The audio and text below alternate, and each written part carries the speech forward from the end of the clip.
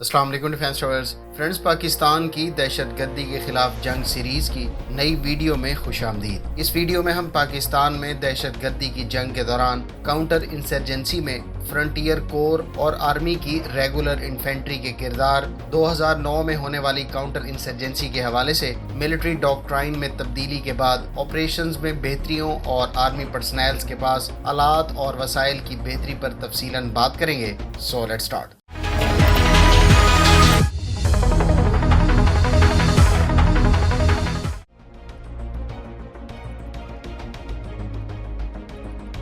Friends, اب تک ہم دیکھ چکے ہیں کہ پاکستانی افواج نے اپنی کاؤنٹر انسرجنسی میں تجربہ نہ ہونے کے باعث کیا غلطیاں کی۔ پھر ہم نے یہ بھی دیکھا کہ پاکستانی بری فوج کو جب ایئر سپورٹ ملی اور اس کے ایویشن کور کے پاس نئے آلات اور صلاحیتیں آئیں تو کیسے ان کے SSG اور کوئک ریسپانس فورسز کے آپریشنز میں بہتری آ گئی۔ ایک اور جگہ جہاں شورش کا مقابلہ کرنے کی غرض سے بہتری ہوئی وہ پیادہ فوج یا انفینٹری کے وسائل اور اہلیت میں بہتری تھی۔ پاکستان کی انفینٹری کو اگر دیکھا جائے تو وہ 3 گروپس پر مشتمل ہے۔ ایک تو فرنٹیئر کور، دوسری ریگولر یا اسٹینڈرڈ انفینٹری فورس اور تیسری اسپیشل آپریشنز فورسز ہیں۔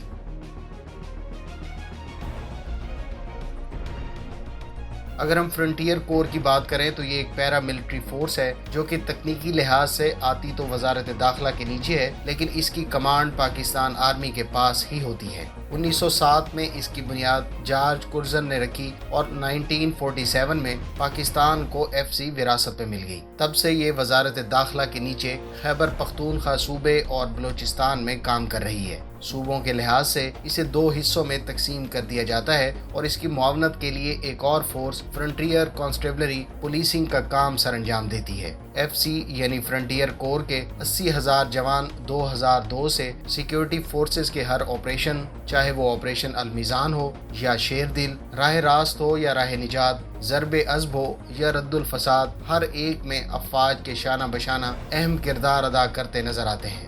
FC نے ریگولر ٹروپس کے ساتھ نہ صرف شانہ بشانہ یہ جنگ لڑی بلکہ اس جنگ میں بے پناہ شہادتیں بھی دیں۔ FC کے جوانوں کے مقامی طور پر خاصے روابط ہوتے ہیں اور وہ وہاں کے لوگوں کی معاشرت اور زمینی حقائق بھی بہت اچھے سے سمجھتے ہیں، کیونکہ ان کے زیادہ تر جوان خیبر پختونخوا اور بلوچستان کے مقامی افراد پر مشتمل ہیں۔ جہاں ریگولر آرمی کا مینڈیٹ سرحدوں پر ہوتا ہے، وہیں ان کا مینڈیٹ اندرون ملک خیبر پختونخوا اور بلوچستان کے قبائلی اضلاع میں ہے۔ لہٰذا ان کا کردار عوام میں چھپے دشمن کو پہچاننے، اسے عام عوام سے الگ کرنے اور ان کے خلاف کارروائی کرنے میں بہت بڑھ جاتا ہے۔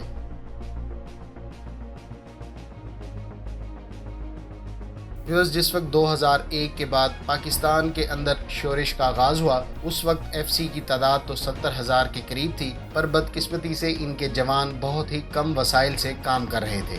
اندرونی شورش کا مقابلہ کرنے کے لیے ان کے پاس تربیت بھی موجود نہیں تھی اور وسائل کی کمی تو اس قدر بنیادی تھی کہ ان کے بدن پر یونیفارم جیسی بنیادی چیز نہیں ہوتی تھی اور نہ پیروں میں بوٹ، پیروں میں سینڈل پہنے، سر پر دوسری جنگ عظیم کے دور کے ہیلمٹ پہنے اور پرانی G3 تھامے یہ جوان اپنے فرائض انجام دیا کرتے تھے۔ ریگولر آرمی کے کمیشن یافتہ افسر ان کی کمان لینے کی طرف بھی کوئی زیادہ رغبت نہیں دکھاتے تھے، کیونکہ ان کی کمانڈ سے انہیں کیریئر میں پروموشن کے حوالے سے کوئی زیادہ امکانات نظر نہیں آتے تھے۔ دوسری طرف ریگولر آرمی جو کہ وسائل اور تربیت کے لحاظ سے FC سے تو بہتر تھی، لیکن کاؤنٹر انسرجنسی کے لیے ان کے پاس بھی تربیت اور آلات موجود نہیں تھے۔ صرف آرمی کی اسپیشل ایکشن فورس ایسی تھی جو خفیہ آپریشن کر کے شورش کرنے والے شرپسندوں کو ٹف ٹائم دے رہی تھی، پر تعداد میں یہ بہت کم تھی، جس کی وجہ سے مطلوبہ نتائج لینے میں مشکلات ہو رہی تھیں۔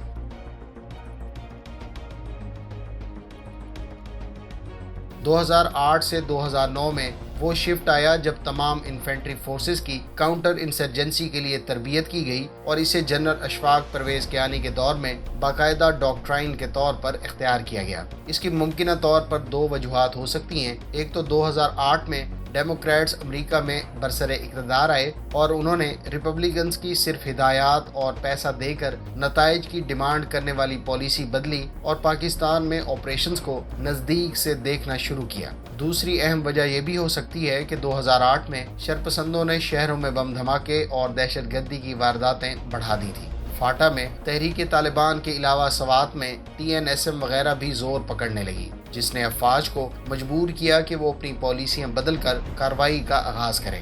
2009 میں ہی 30 لاکھ عوام پناہ گزین ہوئے اور سوات میں آپریشن راہ راست کا آغاز ہوا۔ یہ آپریشن سوات میں ایک طرح اپنی حکومت قائم کر چکنے والی TNSM کے خلاف ہوا۔ اس میں پہلی بار کاؤنٹر انسرجنسی کے لحاظ سے تربیت یافتہ باقاعدہ باڈی آرمرڈ سے لیس انفینٹری کو چھوٹی چھوٹی ٹولیوں میں تقسیم کر کے میدان میں اتارا گیا۔ شدید ترین قوت استعمال کی گئی اور بھاری مقدار میں فضائی حملے بھی کیے گئے۔ یہ پہلا آپریشن تھا کہ فورسز شرپسندوں کو کچلنے کے لیے کاؤنٹر انسرجنسی کی حکمت عملیاں آزما رہی تھی، لہٰذا نتائج بھی بالکل واضح تھے۔ اس آپریشن کے بعد جنوبی وزیرستان اور فاٹا کے دیگر علاقوں میں ہونے والے آپریشنز جیسا کہ راہ نجات اور ضرب عزم وغیرہ بھی اسی طرز پر ہوئے۔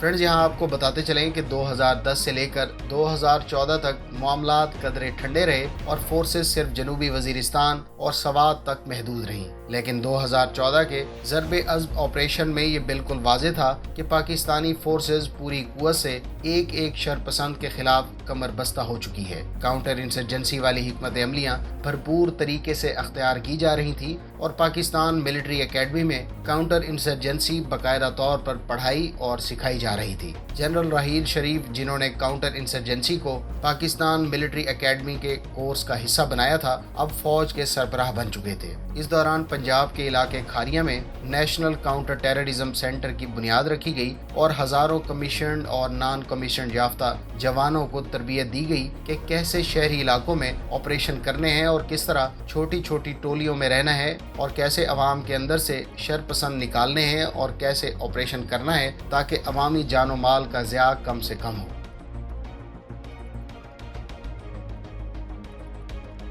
آئیے اب ان جنگی آلات اور ہتھیاروں کا تفصیل سے ذکر کر لیتے ہیں جو کہ 2014 میں آپریشن ضرب عزم میں افواج کو میسر آئے۔ 2005 کی طرح اب FC اور انفینٹری دستوں کو پاک فضائیہ کی بھرپور سپورٹ حاصل تھی۔ اس میں قابل ذکر ایریل انٹیلیجنس سرویلنس اور ریکانیسنس ایسٹس کی اگر بات کریں تو فوج کو اس آپریشن کے دوران فالکو انمینڈ ایریل وہیکل اور C-130 کی صورت میں ایریل سرویلنس ایسٹ دستیاب ہوئے۔ C-130 stars fire 3 EOIR sensor balls FLIR system سے لیس تھے جنہوں نے سرویلنس اور ٹارگٹ ایکوزیشن میں خاصا اہم کردار ادا کیا۔ اس کے علاوہ F-16 فائٹر جیٹ جو کہ DB-110 ریکانیسنس پارٹ سے لیس تھے، وہ بھی ایئر فورس کے پاس اس وقت موجود تھے۔ ان تمام سسٹمز نے گراؤنڈ پر موجود فورسز کو میدان جنگ میں comprehensive up to date picture دکھانے میں مدد دی۔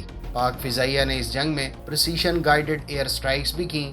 F-16 میراج اور JF-17 تھنڈر طیاروں پر موجود لیزر اور سیٹلائٹ ایڈڈ منیشن پاک فضائیہ کے ڈسپوزل پر تھے۔ آپریشن کے دوران نیسکام کے تیار کردہ براق آرمر ڈرون بھی دستیاب ہوئے اور ان کو جنگ کے دوران ممکنہ طور پر استعمال بھی کیا گیا۔ کاؤنٹر انسرجنسی میں شہباز ایئر بیس پر موجود F-16 اور دیگر مڈ لائف اپ گریڈ F-16 جن کو نہ صرف سنائپر ایڈوانس ٹارگیٹنگ پارٹ سے اکوپ کیا گیا تھا بلکہ یہ Paveway laser guided bombs اور joint direct attack munition precision guided bomb سے بھی لیس تھے۔ اس مہم میں ان طیاروں نے خاصا اہم رول پلے کیا۔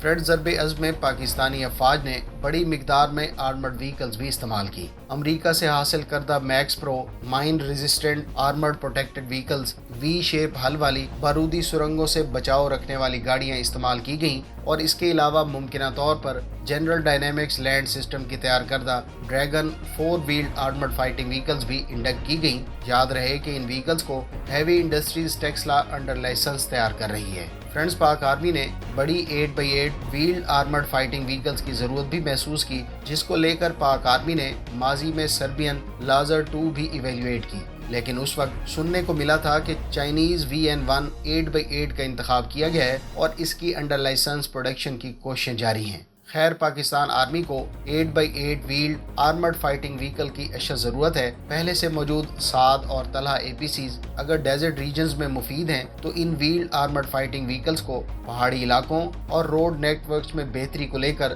दोनों सरहदों पर इस्तेमाल में लाया जा सकता है। VN1 को वैरायटी ऑफ रोल्स जैसा कि very short range air defence system, self propelled artillery और लैंड बेस्ड इंटेलिजेंस सर्वेलेंस और रिकॉनेसेंस मिशंस के साथ साथ और मेडिकल इवैक्यूएशन जैसे मिशंस चंद काबिल ज़िक्र रोल्स हैं। इन रोल से इक्विप्ड मुख्तलिफ तुर्क ऑप्शंस भी अब दस्तयाब हैं और इनकी लाइसेंस प्रोडक्शन भी तुर्की से हासिल की जा सकती है। इसी तरह से SSG के लिए भी एक डेडिकेटेड लाइट आर्मर्ड व्हीकल्स की ज़रूरत है जो मुख्तलिफ ऑप्स में इस्तेमाल की जा सके।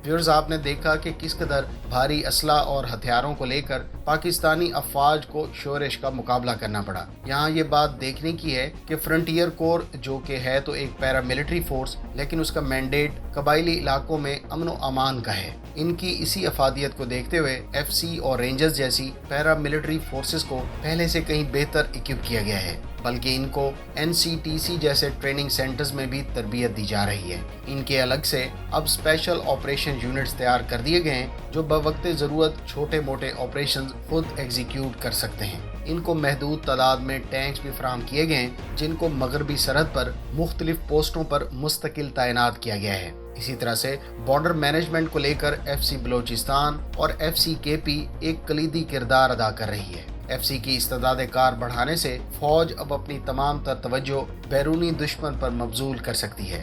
ताहम FC को अभी भी आर्मर्ड व्हीकल्स, महदूद तादाद में लाइट यूटिलिटी हेलीकॉप्टर्स के अलावा क्लोज एयर सपोर्ट एसेट की फराहमी से इनकी इस्तेदाद कार मजीद बेहतर बनाई जा सकती है। हमें उम्मीद है कि आइंदा मुल्क के अंदर की सूरत हाल FC जैसी पैरामिलिट्री फोर्सेस ही संभाल लिया करेंगी और बाकायदा आर्मी को कूदना नहीं पड़ेगा। ये थी आज की वीडियो। हमें उम्मीद है आपको पसंद आई होगी। अगर आप इस तरह की मजीद वीडियोस देखना चाहते हैं तो हमारे चैनल को सब्सक्राइब करें और साथ में मौजूद बेल आइकन दबाएं ताकि आपको हर नई आने वाली वीडियो का नोटिफिकेशन मिल सके। मिलते हैं नेक्स्ट वीडियो के साथ। अपनी दुआओं में याद रखिएगा। अल्लाह हाफिज़। पाकिस्तान जिंदाबाद।